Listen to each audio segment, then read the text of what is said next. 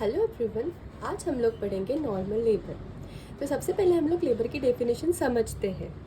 तो हमारे जो फीमेल जेनिटल ऑर्गन्स होते हैं उनके अंदर कुछ इवेंट्स होते हैं जो सीरीज़ में होते हैं, एक के पीछे एक। और ये क्यों होते हैं?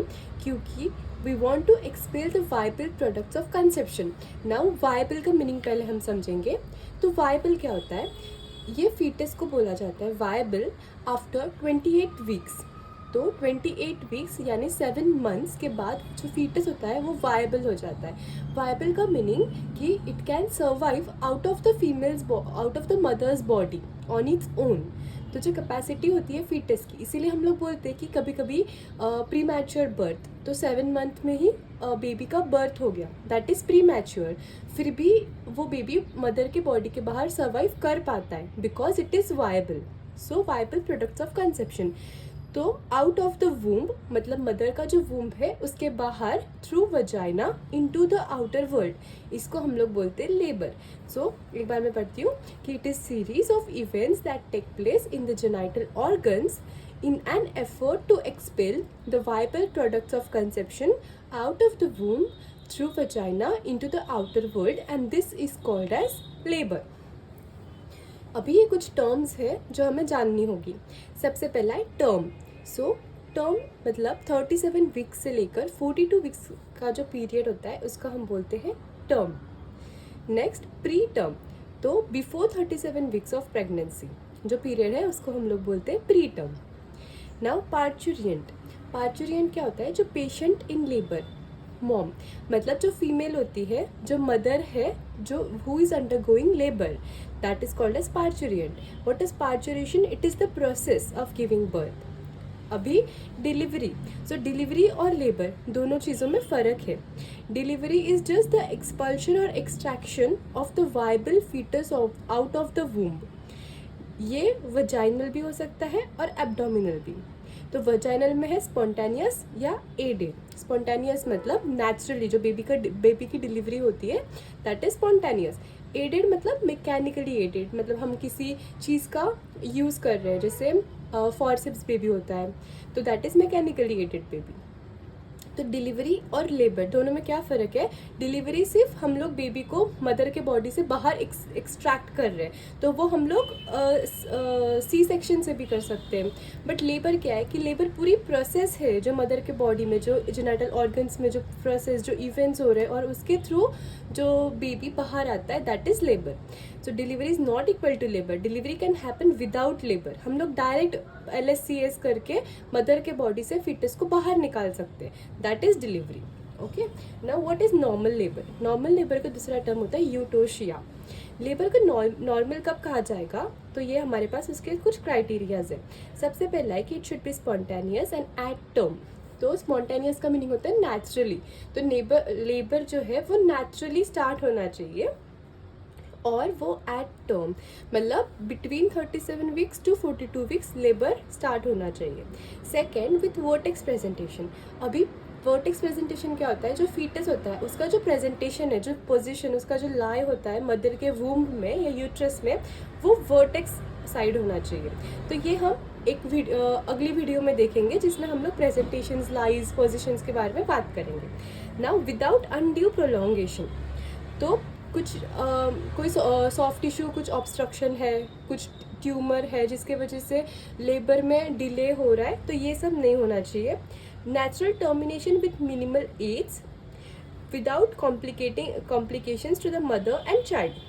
तो ना मदर की लाइफ को कुछ कॉम्प्लिकेशन, मदर की हेल्थ को कुछ होना चाहिए और बेबी भी हेल्दी होना चाहिए, that is the criteria for normal labour.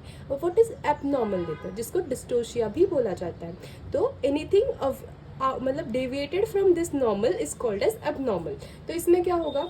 Presentation other than vertex, फिर हैविंग कॉम्प्लिकेशंस, फिर modifying the nature of termination. मतलब जो टर्मिनेशन है, मतलब जो डिलीवरी हो रहा है, दैट इज़ नॉट नॉर्मल, तो हमको सी सेक्शन करना पड़ रहा है या मैकेनिकली एड कुछ देना पड़ रहा है मदर को, that is modifying the nature of termination. And affecting maternal और फीटल प्रोग्नोसिस। तो कई बार ऐसा होता है कि जो फीटस है उसके नेक के अराउंड जो कॉर्ड है वो रैप हो जाता है और बेबी को एस्फिक्सिया हो जाता है। So that is fetal prognosis, मतलब दैट डिटरमाइंस कि फीटस का प्रोग्नोसिस क्या है, उसको क्या मॉर्बिडिटी हो सकती है या मोर्टालिटी हो सकती है। That is fetal prognosis and even maternal prognosis. बहुत ज़्यादा ब्लीडिंग हुई है, पोस्टपार्टम हिमरेज बहुत ज़्यादा है, तो मदर की हेल्थ को वो बैडली अफेक्ट करेगा। नेक्स्ट है date of onset of labour ना, ये हम लोग कैलकुलेट करते हैं नीगल्स फॉर्मूला से। तो एक्सपेक्टेड डेट ऑफ डिलीवरी, जिसे हम EDD भी बोलते हैं, ये हम कैलकुलेट कर सकते हैं इस फॉर्मूला से। तो इसमें क्या होता है कि जो हमारी फीमेल है उसका फर्स्ट डे होता है लास्ट नॉर्मल मेंस्ट्रुअल साइकिल का, उसमें हम लोग ऐड करते हैं 9 कैलेंडर मंथ्स और 7 डेज, जिससे हमें मिलता है एक्सपेक्टेड डेट ऑफ डिलीवरी। यहाँ पे हमने एक एग्जाम्पल लिया है कि the patient had her first day of last menstrual period on 1 जनवरी। तो इसका एक्सपेक्टेड डिलीवरी की डेट कब हो सकती है? तो 1 जनवरी में हम लोग ऐड करेंगे 9 कैलेंडर मंथ्स और 7 डेज, तो हमारा आंसर है October 8। So this will be her EDD। अभी causes of onset of labour, तो मेजरली हमारे पास 4 कॉजेज है, जिसमें फर्स्ट है यूटेराइन डिस्टेंशन। तो जैसे मदर टर्म की ओर जाती है, मतलब जैसे 42 वीक्स ऑफ प्रेगनेंसी को मदर रीच करती है या फिर 37 to 42, वैसे वैसे फीटस की जो साइज़ है वो बढ़ते जाती है, और उसके वजह से जो फीटस है, जो उसके मदर के यूट्रस में जो लिक्विड एमनाई है, उसका प्रेशर मायोमेट्रियम जो यूट्रस के अंदर की लेयर होती है उसके ऊपर आता है, और उसके वजह से स्ट्रेचिंग होता है। तो ये स्ट्रेचिंग जो है that can be a cause of the onset of labour. Second, feto placental factor, तो ये हार्मोनल फैक्टर्स है बेसिकली, कि जो कॉर्टिकोट्रोपिन रिलीजिंग हार्मोन्स होते हैं वो बढ़ जाते हैं, जिससे पॉजिटिव फीडबैक मिलता है ACTH को, adrenocorticotropin hormone, which acts on the fetal adrenal glands, जहाँ से कॉर्टिसोल रिलीज होता है, और उनसे क्या होता है हमारा एस्ट्रोजन और प्रोजेस्टेरॉन बढ़ता है। और ये तो हमें पता है कि एस्ट्रोजन, ऑक्सीटोसिन, प्रोस्टाग्लैंडिन्स, ये सारे हार्मोन्स रिस्पॉन्सिबल होते हैं प्रेगनेंसी को मेंटेन करने में और ऑनसेट ऑफ लेबर में। Progesterone is responsible for maintaining, but ये सारे तीनों जो फैक्टर्स है ये लेबर के ऑनसेट में इंपॉर्टेंट होते हैं। Now last is the neurological factors. तो न्यूरोलॉजिकल फैक्टर्स में वही है कि जो हमारा ऑक्सीटोसिन, जो एस्ट्रोजन और प्रोजेस्टेरॉन है, वो हमारे नर्व्स की सेंसिटिविटी बढ़ा देते हैं, और नर्वस स्टिमुलेशन की वजह से लेबर का ऑनसेट स्टार्ट होता है।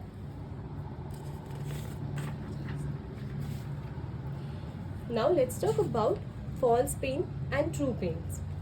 सो फॉल्स पेन क्या होता है? ये मोस्टली प्राइमी ग्रेविटा में, जो मतलब जो फीमेल फर्स्ट टाइम प्रेग्नेंट है, उन लोगों में ही ज़्यादातर देखने मिलता है। इसके कैरेक्टरिस्टिक्स क्या है कि first the pain is dull and confined to the lower abdomen and groin, मतलब ये इतना पेनफुल नहीं रहेगा as compare to true pains, और ये एब्डोमेन और ग्रॉइन के रीजन में रहेगा। Second, continuous and unrelated with the hardening of uterus. तो जो हमारे ट्रू पेन्स होते हैं, हमेशा जब भी ट्रू पेन स्टार्ट हो जाते हैं तो यूट्रस में हार्डनिंग एंड सॉफ्टनिंग इंटरमिटेंटली होती है। Third, without effect of on the dilatation of cervix. तो इसका उल्टा है ट्रू पेन्स में, कि ट्रू पेन्स में हमेशा जब भी ट्रू पेन स्टार्ट होंगे तो हमारे सर्विक्स पे इफेक्ट दिखेगा उसका, सर्विक्स में डायलेटेशन और इफेसमेंट स्टार्ट हो जाएगा। And lastly, they are relieved by enema and sedatives. तो जो फॉल्स पेन होते हैं उनको अगर उस फीमेल को अगर हमने सेडेटिव्स दिया या एनाल्जेसिक्स दिए तो उससे उनका पेन कम हो जाएगा। लेकिन what about true pain? So true pain के कैरेक्टरिस्टिक्स देखते हैं। Painful uterine contractions at regular intervals. तो ये जो यूटेराइन कॉन्ट्रैक्शंस होती है ये बहुत ज़्यादा पेनफुल रहेंगे, और ये एक रेगुलर टाइम स्पैन के बाद आते हैं, जिनकी इंटेंसिटी भी बहुत ज़्यादा होती है और ड्यूरेशन भी काफ़ी होता है। अभी show, so what is show? तो जैसे लेबर स्टार्ट होता है, सर्विक्स में से बहुत ज़्यादा सिक्रीशंस आते हैं, और सर्विक्स के अराउंड बहुत सारी हमारी कैपिलरीज होती है जो कि बर्स्ट हो जाती है, रप्चर हो जाती है, और जिनसे वहाँ पर थोड़ी ब्लीडिंग भी होती है। तो ये जो शो होता है basically it is the expulsion of mucus plug mixed with the blood, इसको हम बोलते हैं शो।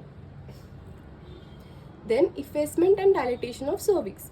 तो इफेसमेंट मतलब होता है टेकिंग अप ऑफ सर्विक्स, और डायलिटेशन होता है मतलब जो नॉर्मली सर्विक्स होता है उसका जो इंटरनल ऑस होता है वो इतना छोटा होता है कि हम उसमें हमारा जो रिंग फिंगर है वो भी बहुत मुश्किल से इंट्रोड्यूस कर सके।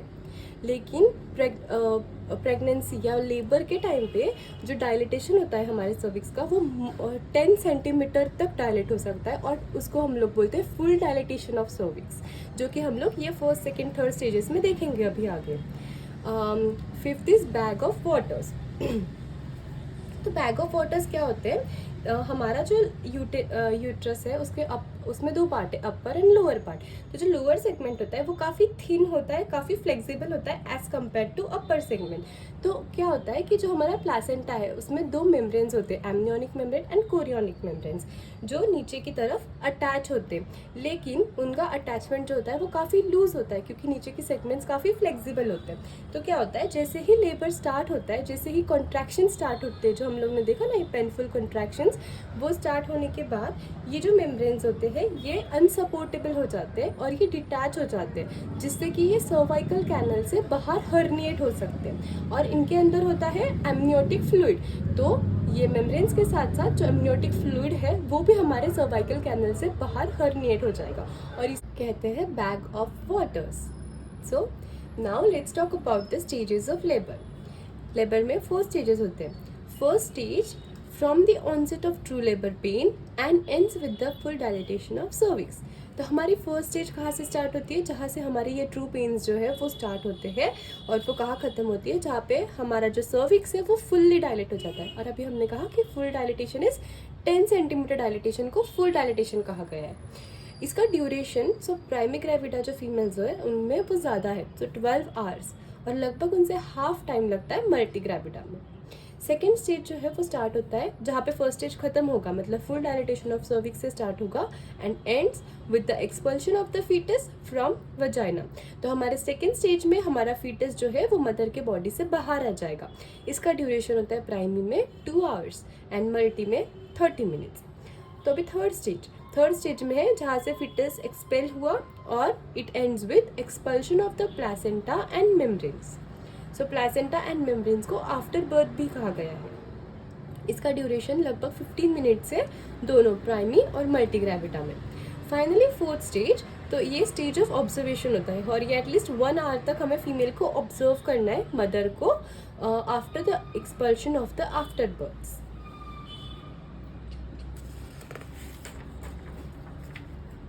Physiology of normal labour.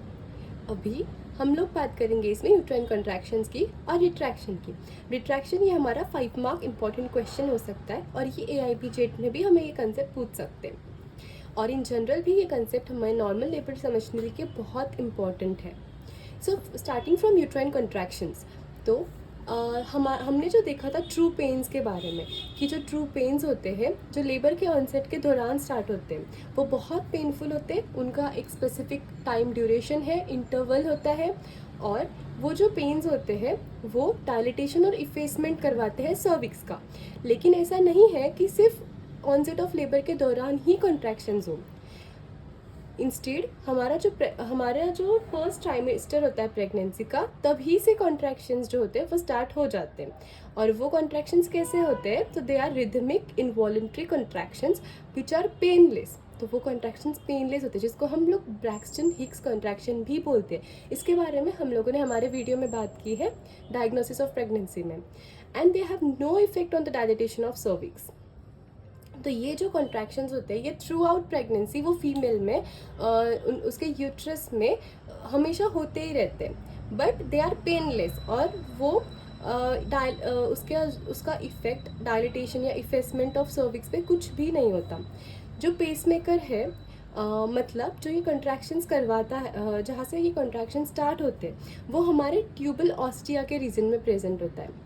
तो हम एक वीडियो बनाएंगे इस पे, एनाटॉमी ऑफ यूट्रस, जिससे हमें समझेगा कि ट्यूबल ऑस्टिया, बट हम वीडियो के लिए समझाने के लिए मैं बताती हूँ आपको, जो यूट्रस के दोनों फंडस में 2 साइड से हमारा फैलोपियन ट्यूब निकलता है, वो फैलोपियन ट्यूब का जो ओपनिंग होता है उसी पार्ट को हम बोलते हैं ट्यूबल ऑस्टिया।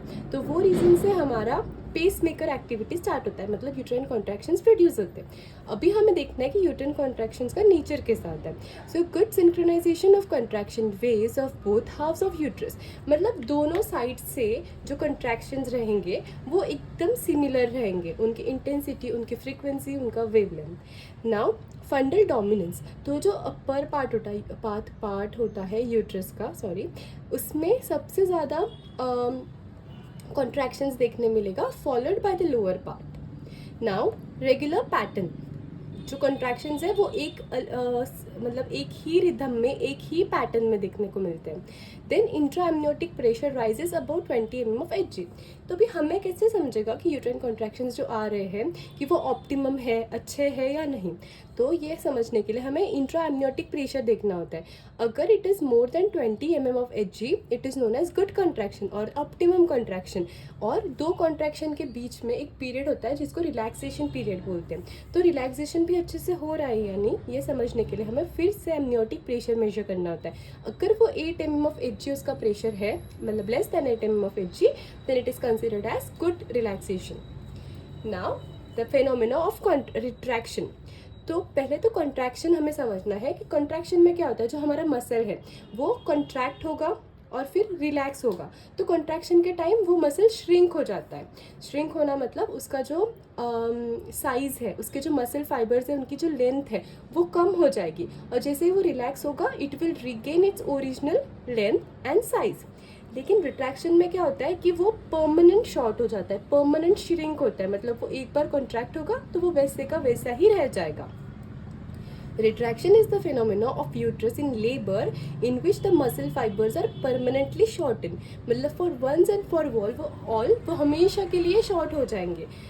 लेकिन कॉन्ट्रैक्शन क्या है कि contraction is temporary reduction in the length of the fibres which attain there full length during relaxation.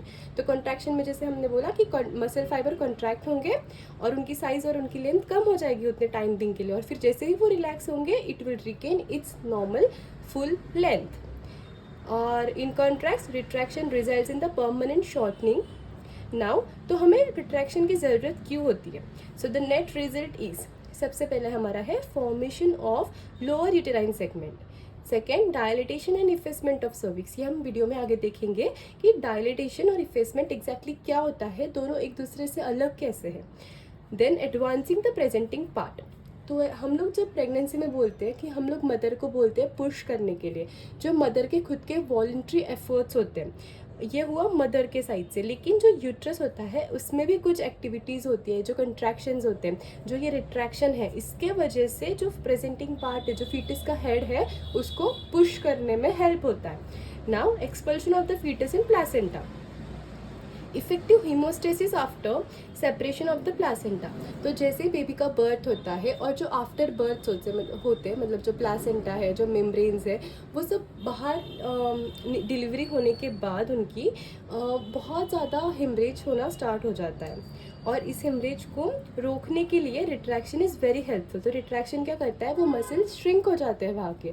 Shrink होने से क्या होगा कि वहाँ पे जो ब्लड वेसल्स है, वहाँ पे जो इंजरी हुई है वो स्क्वीज़ हो जाएगी, जिससे कि ब्लड फ्लो हम लोग प्रिवेंट कर सकेंगे।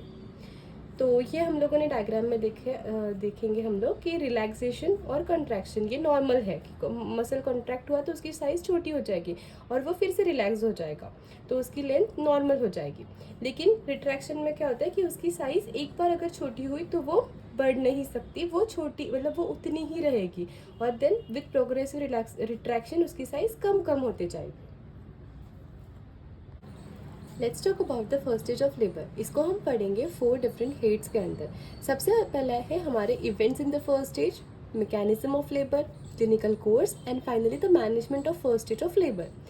तो events in the first stage, हमारे फर्स्ट स्टेज ऑफ लेबर में होता है preparation of the birth canal, क्योंकि सेकेंड स्टेज में जो फीटस है वो मदर के बॉडी से एक्सपेल होने वाला है, तो इसीलिए हमको जो बर्थ कैनल है उसका प्रिपरेशन हमारे लिए इम्पॉर्टेंट है फर्स्ट स्टेज में। मेन इवेंट्स इसमें है, सबसे पहला dilatation and effacement of cervix, और सेकेंड लोअर यूटेराइन सेगमेंट का फॉर्मेशन। तो अभी यही सारी चीज़ों को हम लोग डिटेल में देखते हैं। सबसे पहले डायलिटेशन ऑफ सर्विक्स। तो what are the predisposing factors for dilatation of cervix?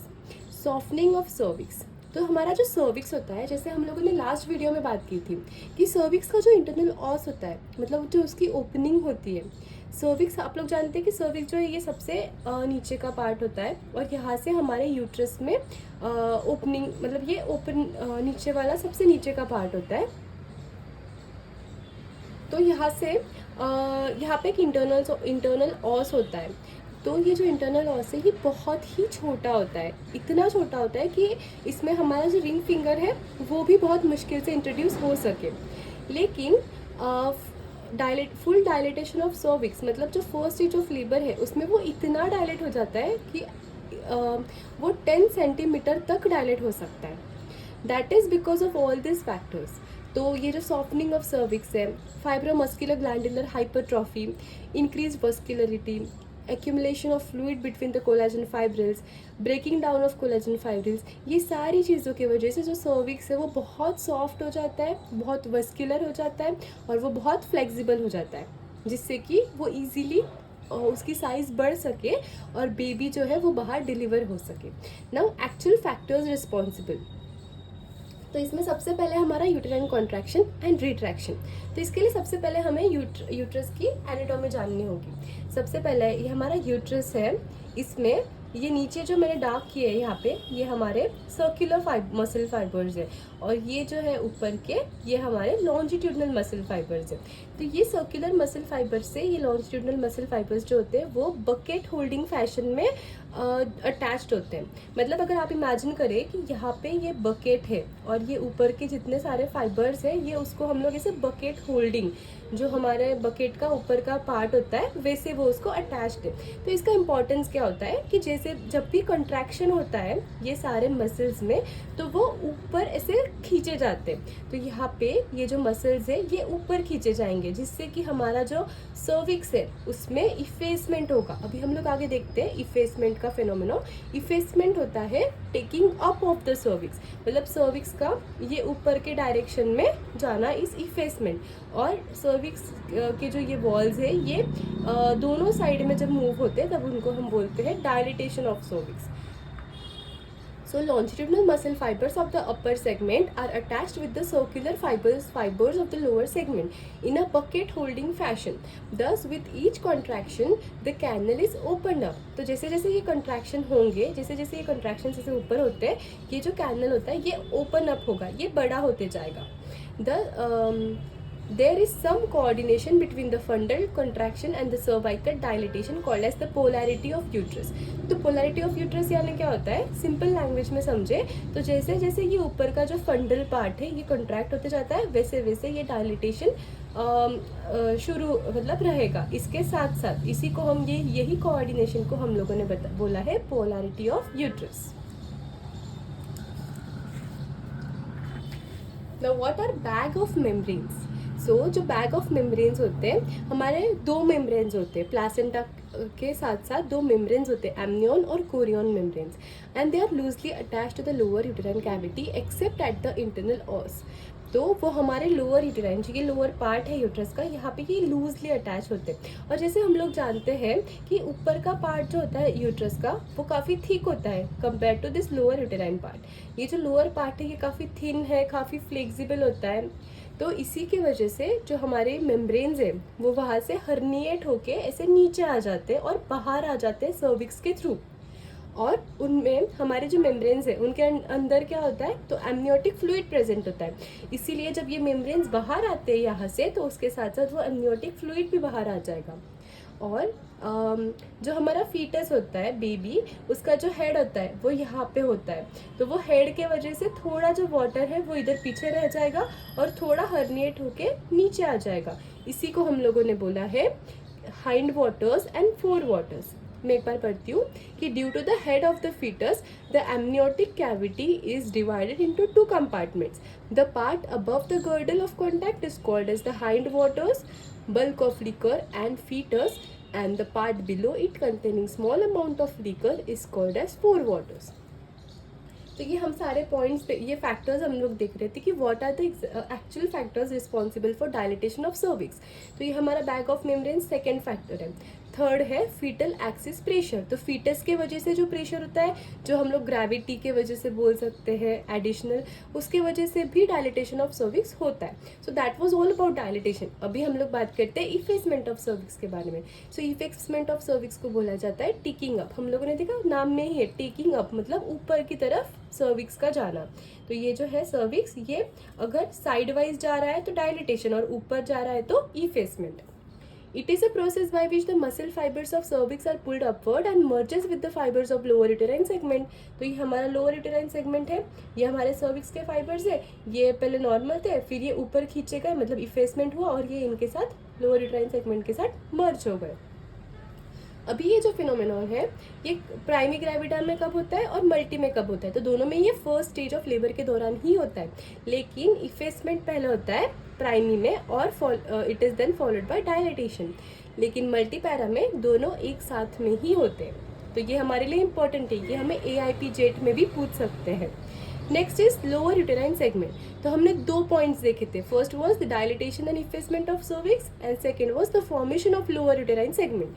तो ये जो है लोअर यूटेराइन सेगमेंट, इसमें क्या है, before onset of labour no anatomical और functional division of uterus is seen. तो पहले हमारा यूट्रस जो है वो पूरा एक ही जैसे स्ट्रक्चर दिखता है, उसमें ऊपर का पार्ट अलग और नीचे का ये एनाटॉमिकल या फंक्शनल डिविजन्स नहीं होते। लेकिन जैसे हमारे लेबर की प्रोसेस स्टार्ट होती है तो हमारा जो ऊपर का सेगमेंट है वो एक्टिव हो जाता है। हम लोगों ने अभी बात की फंडल डोमिनेंस की, वहाँ से कॉन्ट्रैक्शन स्टार्ट होती है, तो वो सबसे एक्टिव पार्ट होता है, वो काफ़ी ठीक होता है। और उसके कंपैरिजन में जो हमारा लोअर यूटेराइन सेगमेंट है वो पैसिव होता है और वो काफ़ी थीन और फ्लेक्सिबल होता है। और इन दोनों के बीच में एक रिंग प्रेजेंट होती है जिसको हम बोलते हैं फिजियोलॉजिकल रिट्रैक्शन रिंग। अभी यहाँ पर एक कंसेप्ट है पैथोलॉजिकल रिंग का भी, इस पर हम एक वीडियो बनाएंगे जिससे कि हमें इन दोनों का डिफ्रेंशिएशन अच्छे से और समझ में आएगा। तो यही हम लोगों ने यहाँ पे डायग्राम में बताने की कोशिश की है कि ये जो अपर का पार्ट है, this is the upper part, this is the lower part, lower uterine segment, upper uterine segment, upper uterine segment is hard and thick, lower uterine segment is it is active and thick, lower uterine segment is passive and thin। और ये हमारा cervix है, ये हमारा external os है। और हमारे पास 2 os होते हैं इंटरनल, एक होता है हिस्टोलॉजिकल इंटरनल os और दूसरा है हमारा एनाटॉमिकल इंटरनल os। तो जैसे ही ये नॉर्मल कंडीशंस में और जैसे ही लेबर में फीमेल जाती है तो ऊपर का सेगमेंट एक्टिव हो जाता है, नीचे का पैसिव है, और ये इफेसमेंट हो चुका है। Let's talk about the mechanism of normal labour. इसकी डेफिनेशन है series of movements that occur on the head in the process of adaptation during its journey through the pelvis is called as mechanism of labour. तो जो foetus का head है उसमें जितनी सारी movements होते हैं इन द प्रोसेस ऑफ अडेप्टेशन, जब वो फीमेल के पेल्विस से बाहर निकल रहा है, मतलब डिलीवरी के दौरान, उसी को हम लोग बोलते हैं mechanism of labour. Mechanism starts with when the head enters the brim through the transverse diameter. तो हमारा ट्रांसवर्स डायमीटर कौन सा होता है? जो हमारा बायपैराइटल डायमीटर होता है, मतलब हमारे जो दोनों ईयर्स है उनके बीच में अगर हम लोगों ने एक लाइन बनाई तो that will be our transverse diameter. Now left occipito anterior is the most common position. तो ये हमारे AIP जेट का क्वेश्चन हो सकता है कि which is the most common position of the fetus. So left occipito anterior. Now let's start with the events जो हम देखेंगे भी। तो 9 मेजर इवेंट्स होते हैं। सबसे पहले है एंगेजमेंट। तो जो हेड होता है बेबी का वो एंटर होता है brim of the true pelvis में। तो जो मदर का पेल्विस है उसमें जो फीटस का हेड है वो एंटर होगा। अभी the head is deflected either anteriorly और पोस्टीरियरली। तो ये अगर हमारे फीमेल है, हम लोग फीमेल को लैटरली देख रहे हैं, मतलब वो एंटीरियर, ये जो साइड है वो एंटीरियर है और ये साइड पोस्टीरियर है। तो head is deflected either anteriorly और पोस्टीरियरली। तो अगर हम लोग ये केस में देखें तो ये जो बेबी है, ये इसका हेड, ये मदर की जो ट्रू पेल्विस होती है इसमें आगे के साइड में होता है सिम्फाइसिस प्यूबिस और पीछे होता है हमारा सैक्रल प्रोमोन्ड्रम, मतलब सैक्रम। तो जो बेबी है उसको यहाँ से उसके हेड को पास करना है, इसलिए वो अडेप्टेशन करेगा। तो ये उसका जो हेड है ये उसने डिफ्लेक्ट किया है anteriorly toward symphysis pubis first case में, और इस वजह से हमें उसका ऑक्सीपुट का ये पैराइटल बोन का ये पीछे का पोर्शन देखने मिलता है, इसीलिए उसको बोलते हैं posterior parietal presentation. Similarly head deflect होता है पोस्टीरियरली, मतलब ये जो सैक्रम है इसके साइड में, ये पोस्टीरियर पार्ट है ना, तो ये इधर डिफ्लेक्ट होगा, जिससे कि हमको उसका एंटीरियर पैराइटल प्रेजेंटेशन देखने को मिलेगा। और ये जो दोनों पोजीशंस है इसको हम बोलते हैं असिंक्लिटिज्म। और ये दोनों पोजीशन से बेबी फ्लेक्स, उसका हेड फ्लेक्स होके फाइनली ये जो मिडिल पोजीशन है सिंक्लिटिज्म की, ये हमें अचीव होती ही है हर इसमें। तो ये सिंक्लिटिज्म में क्या होता है कि जो हेड है वो प्रॉपर मदर के ट्रू पेल्विस के जो डायमीटर है उसमें से पास आउट हो रहा है, तो उसे डिफ्लेक्ट होने की ज़रूरत नहीं हो रही। That was about engagement. Second point is descent. तो डिसेंट मतलब it is a continuous process. अगर कोई बोनी या सॉफ्ट टिश्यू ऑब्स्ट्रक्शन नहीं है तो डिसेंट जो है वो कंटिन्यूसली होता है। It is completed with the expulsion of fetus. जो फैक्टर्स कंट्रीब्यूटिंग है वो है uterine contraction and retraction and bearing down efforts, जो मदर के खुद के वॉलंटरी एफर्ट्स होते हैं वो। So now third point is flexion. तो flexion is essential for descent and flexion is caused by the resistance offered by pelvic floor. So third point, flexion. Fourth, internal rotation. Internal rotation, there are two theories कि internal rotation कैसे होता है। पहले theory में बोलते हैं कि levator ani जो मसल है contraction के दौरान जो बेबी का हेड होता है वो उसको स्ट्रेच करता है, और जैसे contraction पास आउट होगा इलास्टिक रिकॉइल के वजह से वो levator ani जो मसल है वो बेबी के हेड को मिड लाइन में पुश करेगा। इसी के वजह से इंटरनल रोटेशन होगा। Now law of unequal flexibility, तो ये सेकेंड थ्योरी है जिसके वजह से इंटरनल रोटेशन हो सकता है। नाउ ये जो पॉइंट है ये हमारा AIP जेट के लिए काफ़ी इंपॉर्टेंट है कि ऑक्सीपिटल लैटरल पोजीशन में जो एंटीरियर रोटेशन होता है वो 2/8 of the circle of occiput होता है, और वही ऑब्लिक पोजीशन में जो रोटेशन होता है वो 1/8 ऑफ द सर्कल है। बाकी हम लोग अगर पेपर में ये सब नहीं भी लिखे तो भी चलता है। नाउ टॉर्शन ऑफ नेक, तो इंटरनल रोटेशन के अंडर ही आता है torsion of neck. It is an inevitable phenomena during the internal rotation of head. तो जब भी हेड इंटरनली रोटेट होता है तो नेक में टॉर्जन आता है। टॉर्जन होता है ट्विस्टिंग। तो जो नेक होता है वो कितना सस्टेन कर सकता है, मतलब कितना सह सकता है। So neck sustains a torsion of only 1/8 of the circle. Now fifth point is crowning. Here the maximum diameter of the head stretches the vulval outlet without any recession of head even after the contraction is over. तो crowning मतलब क्या होता है, जो baby जो foetus का head है वो मदर के पेल्विस में, मतलब जो मदर का वल्वा है उसके आउटलेट में इस तरीके से फिट हो गया है जिससे कि उसका जो स्ट्रेच हेड है वो कम्प्लीटली मदर के वल्वा के आउटलेट को स्ट्रेच कर रहा है, और even after the contraction pass out होने के बाद भी वो रिसीड नहीं हो रहा, मतलब वो पीछे नहीं जा रहा है। That is crowning. Sixth point is extension. Sorry, delivery of the head takes place by extension, और इसमें है कपल ऑफ फोर्स थ्योरी। तो यहाँ पे हेड का डिलीवरी होता है। तो ये कपल ऑफ फोर्स थियरी में क्या बताया है कि ड्राइविंग फोर्स जो है वो नीचे के डायरेक्शन में, पेल्विक फ्लोर जो है वो ऊपर के डायरेक्शन में पुश कर रहा है। तो ये जो दोनों फोर्सेस है ये एक दूसरे को न्यूट्रल कर दे रहे हैं, और उसी की वजह से हमारा एक्सटेंशन है, और एक्सटेंशन की वजह से बेबी का हेड डिलीवर हो रहा है। That was the sixth point. Now seventh point is restitution. So visible passive movement of the head due to the untwisting of neck. अभी हम लोगों ने देखा था कि टॉर्जन हो रहा है नेक का, तो रेस्टिट्यूशन में नेक अनट्विस्ट हो रही है, पहले जैसी हो रही है, और उसी की वजह से हेड का पैसिव मूवमेंट जो देखने मिलता है उसी को बोलते हैं restitution. Eighth point is external rotation. So movement of rotation of head visible externally due to the internal rotation of shoulder. इसी को बोलते हैं external rotation. So शोल्डर की वजह से हेड का मूवमेंट है उसको बोल रहे हैं एक्सटर्नल रोटेशन, और नेक के अनट्विस्टिंग की वजह से हेड का जो मूवमेंट है उसी को हम बोल रहे हैं restitution. Now ninth point is the birth of the shoulder and trunk which is the last point. So anterior shoulder सबसे पहले एस्केप होते हैं बिलो द सिम्फाइसिस प्यूबिस, और बाद में the posterior part and the trunk of the baby. तो ये हमारे सारे 9 पॉइंट्स हो गए, और इसी को हम लोगों ने समरी में एक बार हम लोग देख लेते हैं। So summary of the mechanism of labour. Occipital lateral position में बेबी होता है, फीटस होता है। सबसे पहले होता है एंगेजमेंट, फिर होता है इंक्रीजिंग फ्लेक्शन जो एक डिसेंट, ये जो कंटिन्यूस डिसेंट की प्रोसेस है सेकेंड पॉइंट, वो हम लोगों ने ऐसे साइड में उसको डिनोट किया है because it is a continuous process. Third is internal rotation.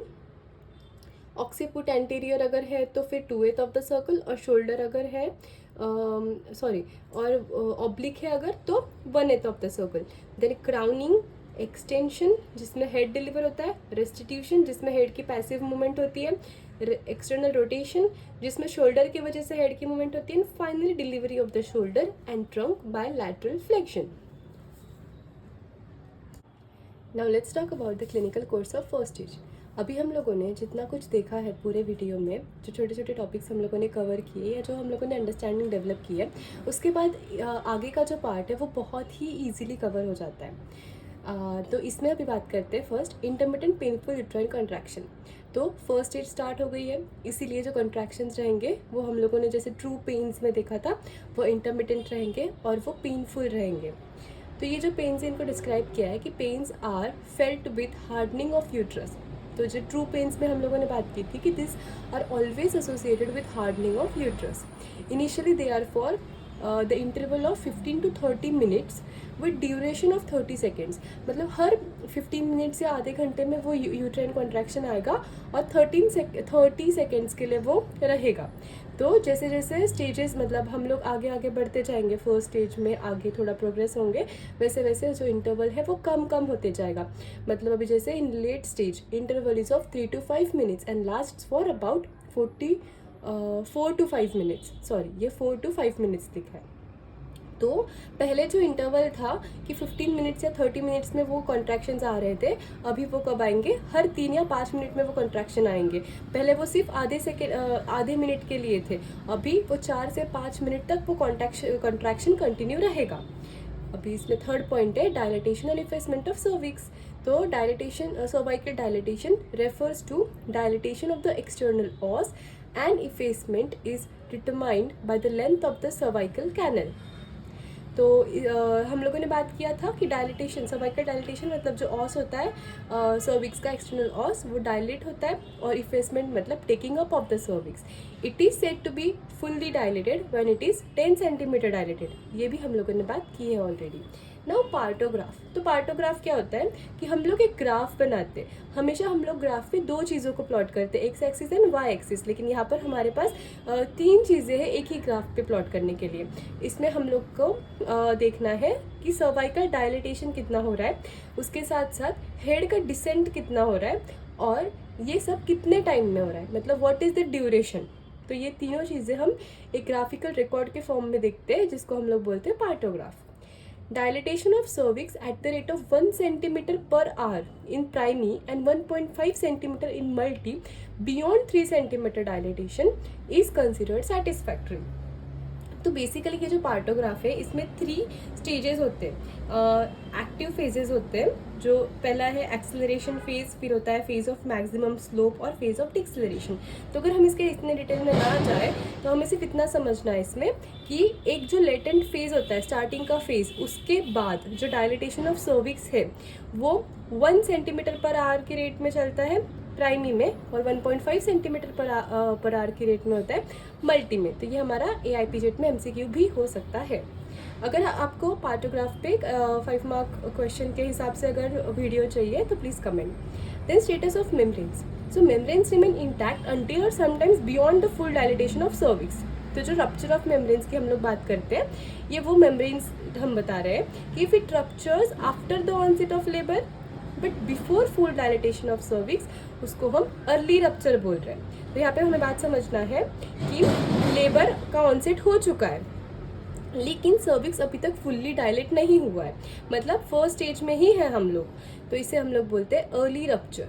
और if it ruptures before the onset of labor then it is called as premature rupture. तो लेबर का ऑनसेट ही नहीं हुआ है और उसके पहले अगर मेम्ब्रेन्स रप्चर हो गए तो दैट इज कॉल्ड प्रीमैच्योर.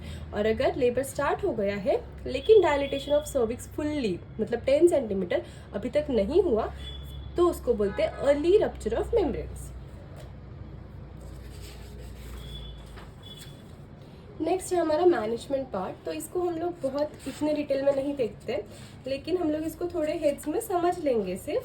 सबसे पहला होता है एंटीसेप्टिक ड्रेसिंग, बिकॉज हमें सेप्टिक प्रिकॉशंस तो लेने ही होते हैं. देन बॉविल्स. तो बॉविल्स में हम लोग फीमेल को एनेमा दे सकते हैं. अगर हमें वजाइनल एग्जामिनेशन पे समझ में आ रहा है कि उसके रेक्टम लोडेड है तो हम लोग उसको एनेमा दे सकते हैं.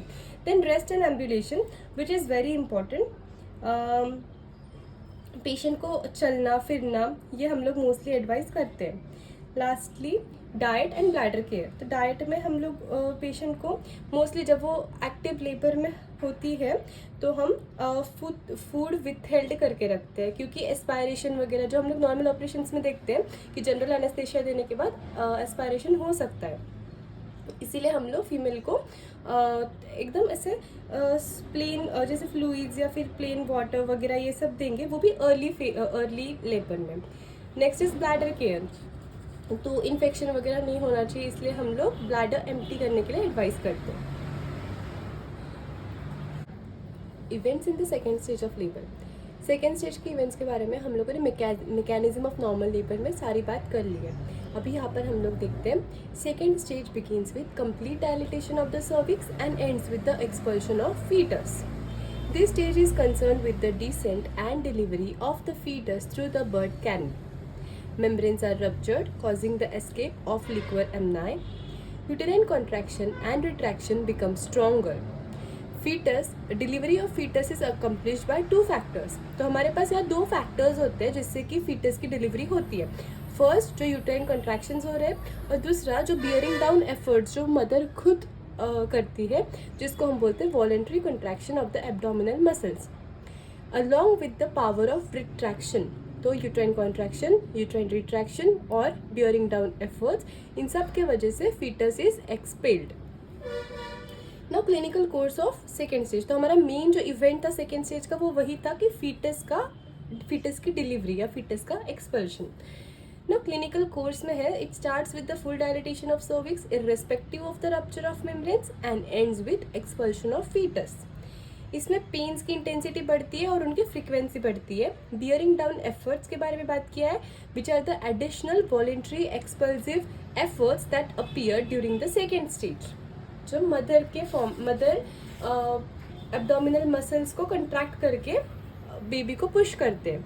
Then membrane status. So membranes either वो रप्चर हो जाएंगे, तो रप्चर हुए तो there will be a gush of liquid per vagina and descent of foetus.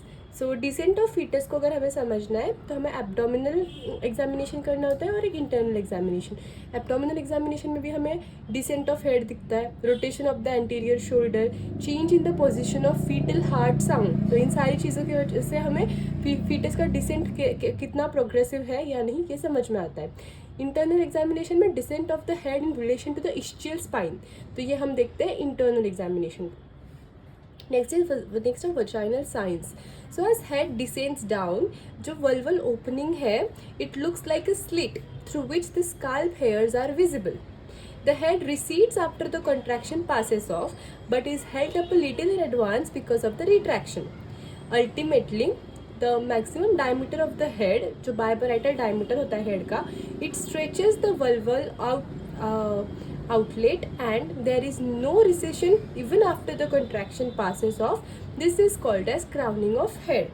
मतलब नॉर्मली जब कॉन्ट्रैक्शन होता है तो हेड जो होता है वो आगे जाता है, फिर से रिसीड मतलब फिर से पीछे आ जाता है, लेकिन रिट्रैक्शन की वजह से क्या होता है कि वो थोड़ा एडवांस में आगे जाके रुक जाता है। ये रिट्रैक्शन की वजह से होता है। तो एक पॉइंट पे क्या होता है कि जो हेड का बाइपेराइटल डायमीटर है, मतलब एक ईयर से दूसरे ईयर तक का जो हमारा डायमीटर होता है, वो फीमेल का जो वल्वा है उसके आउटलेट को कम्प्लीटली स्ट्रेच करता है, और even after the contraction passes off जो हेड है वो पीछे रिसीड नहीं होता, and that is called as crowning of head.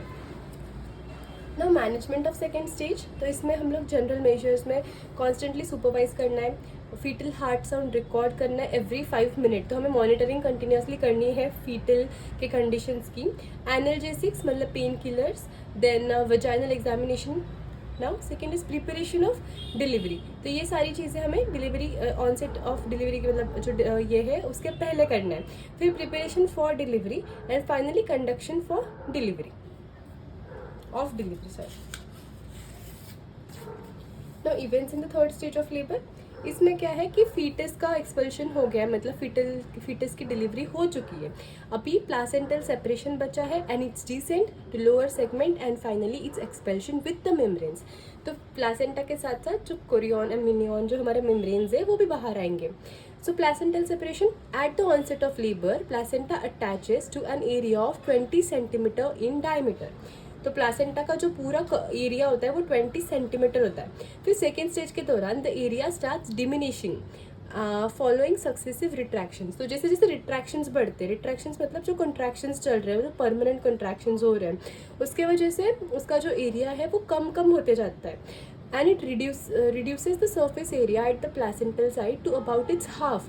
तो जो 20 सेंटीमीटर का था बिगिनिंग ऑफ लेबर में, वो 10 सेंटीमीटर रहेगा, हो जाएगा।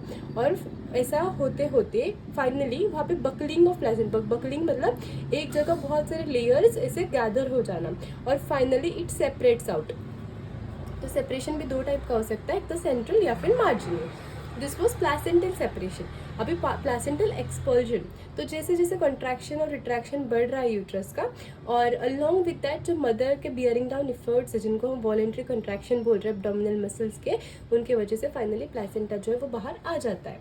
अभी mechanism of control of bleeding, तो ये हमारा एपीजेट में क्वेश्चन हो सकता है कि ये सब के बावजूद जो ब्लीडिंग हो रही है वो कैसे रुकती है। सो सबसे पहला है कंप्लीट रिट्रैक्शन। तो यूट्राइन मसल्स में रिट्रैक्शन होता है कंप्लीट, जिससे कि हमारी जो कैपिलरीज होती है और वेजल्स होते हैं वो सारे स्क्वीज हो जाते हैं, जिससे कि ब्लड फ्लो रुक जाता है। थ्रोम्बोसिस, सो हमें पता है कि pregnancy is a hyper coagulable state, उस वजह से थ्रोम्बोस फॉर्म होना बहुत इजीली मतलब हो जाता है फीमेल बॉडी में। Next is opposition of the walls of uterus. तो ये तीनों चीज़ों की वजह से हमारा जो ब्लीडिंग है वो कंट्रोल होता है। अभी clinical course of third stage में क्या है? It includes the separation, descent and expulsion of placenta with its membranes. सबसे पहले पेन्स जो है वो इंटरमिटेंटली रहेंगे, और वो डिस्कम्फर्ट उसके वजह से थोड़ा बहुत रहेगा थर्ड स्टेज में भी, मतलब even after the delivery of the foetus and the afterbirth. Before separation क्या होगा? पर एब्डोमेन एग्जामिनेशन पे यूट्रस जो है वो फर्म लगेगा, फंडल हाइट जो है वो अम्बिलिकस के नीचे आ जाएगी, और वजाइना में से ब्लड ट्रिकलिंग होगा। आफ्टर सेपरेशन पर एब्डोमेन यूट्रस ग्लोबुलर और फर्म लगेगा, फंडल हाइट जो है वो थोड़ी बड़ी हुई लगेगी, slight bulging in the suprapubic region. Per vaginam slight gush of vaginal bleeding and permanent lengthening of the cord is established. Now expulsion of the placenta and membranes. Expulsion is done by either by the voluntary bearing down efforts or by the manipulative procedure. The afterbirth delivery is soon followed by the slight to moderate bleeding, मतलब 100 to 250 ml of bleeding होती है normally. Management of the third stage में baby की delivery जो है वो expectant management या फिर एक्टिव मैनेजमेंट। Thank you.